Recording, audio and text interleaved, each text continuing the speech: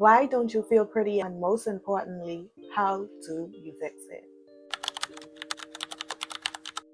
Because if you've been looking in the mirror lately and you're wondering, like, what's wrong with me? Why don't I feel pretty anymore? And why do you suddenly notice every flaw? Then this video is for you. In this video, I'm going to share with you 3 specific mental shifts you can make today to stop judging yourself and start reflecting and connecting with the version of you that feels radiant and confident. Think about it like this. It's like looking at a beautiful art.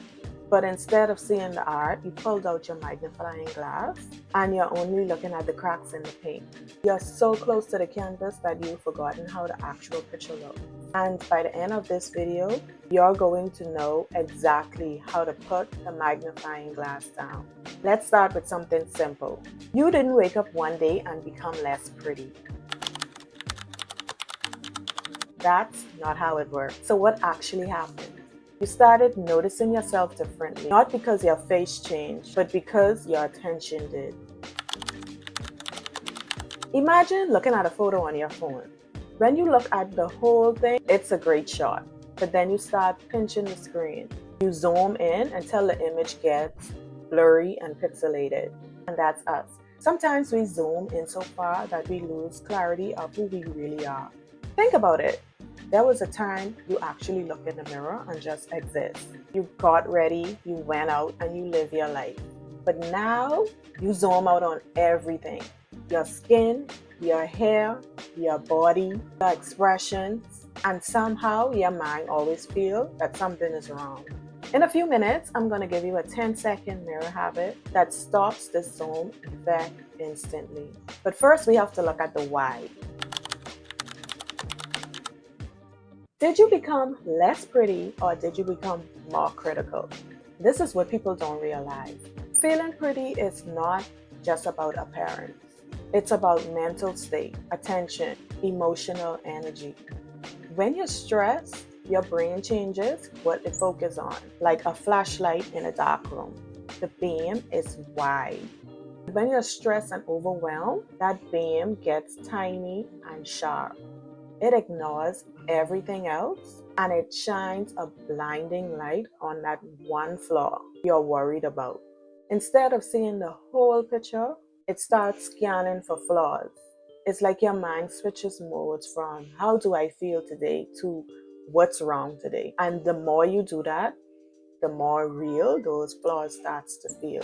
Not because they change, because your attention got trained to only see them. And this is the most important part. Before, your relationship with the mirror was like having a friend over, someone who enjoys the ride. That's observation.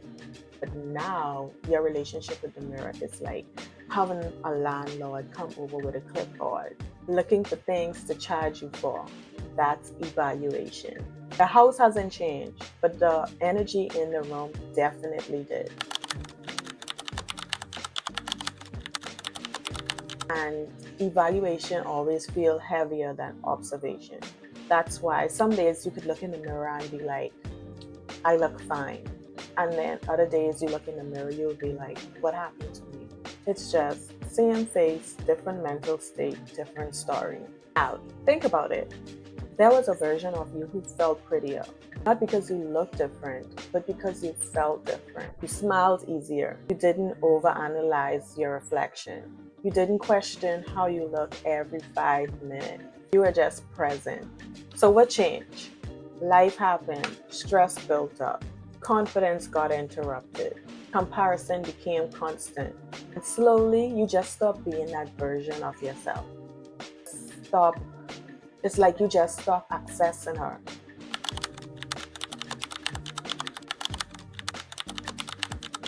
So the big question is, how do we fix it? Now that we know the mirror isn't our enemy, our clipboard is. How do we actually put the clipboard down? And we do that not by changing our face, not by becoming someone else, but by changing your attention and your energy. First shift is going to be neutrality over judgment. We're going to start with this. Stop checking your appearance from a place of judgment. Start noticing it from a place of neutrality. When you look in the mirror, stop saying, I look tired, I look old, this is my face, this is my hair. And you do this because it breaks emotional spiral. The 10-second reset. This is the habit that I mentioned. Before you look in the mirror, take one deep breath and remind yourself, I'm looking for the person, not the problem. It forces that flashlight beam to widen before it scans. Reconnect that version of yourself by doing small things that feels like you. Noticing how you feel instead of just how you look. Sleeping better. Moving your body in a way that feels good. Putting effort into yourself without punishment. Wearing things that feel like you and not like a comparison. And slowly, your brain relearns to see you not as a problem, but as a person again. And here's the truth a lot of people don't hear. You don't lose your prettiness.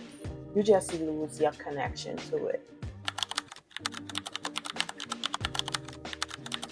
And the good thing is, connection can always be rebuilt.